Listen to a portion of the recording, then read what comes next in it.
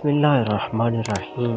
آج ہم آپ کو ایسا ذکر بتانے والے ہیں جس کو روایات خلاصہ اسلام کے نام سے یاد کرتی ہے۔ اس ذکر کو اسلام کا خلاصہ شمار کیا جاتا ہے۔ پیغمبر اکرم صلی اللہ علیہ وآلہ وسلم نے فرمایا، جو شخص بھی اس ماہ شعبان میں اس ذکر کو 1000 مرتبہ پڑھے گا، خداوند متعال اسے 4 فضیلتیں، 4 عظمتیں عطا کرے گا۔ سب سے پہلی، جو کوئی یہ ذکر 1000 بار کرے گا، خداوند متعال اس ذکر کے صدقے اس کے نامہ اعمال میں 1000 سال کی عبادت کا ثواب لکھ دے گا۔ خداوند متعال اس ذکر کے بدلے اس کے 1000 سال کے گناہ، نہ صرف گناہ بلکہ آثار گناہ بھی مٹا دے گا۔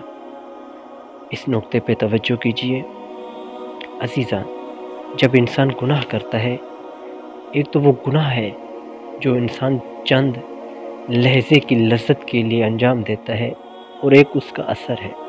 گناہ انسان ہو سکتا ہے 2 منٹ لگائے، 5 منٹ، 1 گھنٹے تک ہو سکتا ہے کہ انسان اس گناہ کو انجام دے، یعنی اس کا وقت مختصر ہے۔ چوری ہو، ڈکیتی ہو، جھوٹ ہو، دغا ہو، دھوکہ ہو، اس طرح کے جتنے بھی گناہ ہیں، اس کے لیے زیادہ دیر نہیں لگتی، چند منٹ ہوتے ہیں اس کے لیے، لیکن اس کا جو اثر ہے وہ ہمیشہ کے لیے باقی رہتا ہے۔ بعض گناہ تو ایسے ہیں جن کا اثر پوری زندگی انسان کی زندگی میں باقی ہوتا ہے۔ مثلا لقمہ حرام کھانا ایک گناہ ہے، لیکن اس کا اثر تا ابد ہے۔ ہو سکتا ہے وہ لقمہ حرام جو آپ نے کھایا ہے وہ چند منٹ کے لیے ہو، لیکن اس کا اثر انسان کی پوری زندگی میں باقی رہتا ہے۔ جیسا کہ خطبہ امام حسین علیہ السلام میں یہ ملتا ہے کہ امام نے اپنے دشمنوں کو مخاطب ہو کے فرمایا، مجھے معلوم ہے تم پہ یہ میری واضح نصیحت کیوں اثر نہیں کر رہی، کیونکہ تمہارے پیٹ حرام کے لقمے سے بھرے ہوئے ہیں۔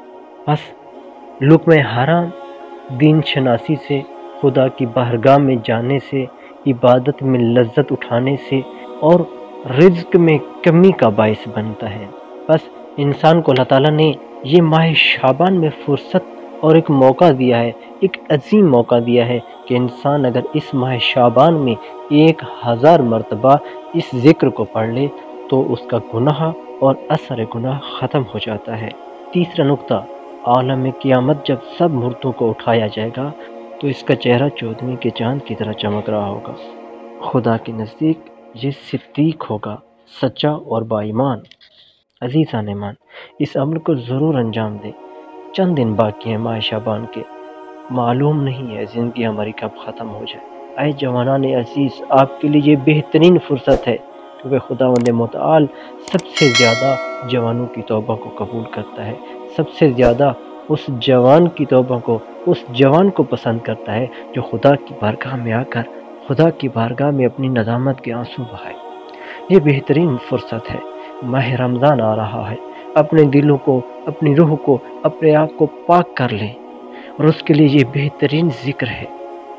یہ انسان کی زندگی کو نورانی کر دیتا ہے، انسان کی روح کو پاک کر دیتا ہے۔ اس پاک روح کے ساتھ خدا کی بارگاہ میں ماہ رمضان میں، کیونکہ ماہ رمضان مہمانی خدا کا مہینہ ہے، خدا ہمارا میزبان ہے، ہم نے ان کا مہمان بننا ہے، تو خدا کی بارگاہ میں جانا ہے، خدا کے سامنے جانا ہے، تو پاک روح کے ساتھ جائے، پاک دل کے ساتھ جائے، بالکل ویسے جیسے آپ کا ایک معمولی انسان دوست جو آپ کو دعوت دیتا ہے، تو آپ سب سے پہلے اپنی زیبائی پہ توجہ دیتے ہیں، اچھا لباس پہنتے ہیں، اچھے جوتے پہنتے ہیں، خوشبو لگاتے ہیں، زینت کرتے ہیں، اور پھر جا کے اس کی مہمانی کھانے جاتے ہیں۔ تو خدا کا مہینہ بھی بالکل ویسے ہی ہے۔ وہ خدا جس نے تجھے یہ سب کچھ عطا کیا، اس کی بارگاہ میں تو نے جانا ہے، اپنے دل و روح کو پاک کر کے جاؤ، اور اس کے لیے یہ بہترین ذکر ہے۔ ماہ شعبان کے چند دن باقی ہیں، اس فرصت سے فائدہ اٹھائیں، اور وہ ذکر نورانی یہ ہے، لا الہ الا اللہ ولا نعبد الا ایاہ مخلصین لہ الدین ولو کرہ المشرکون۔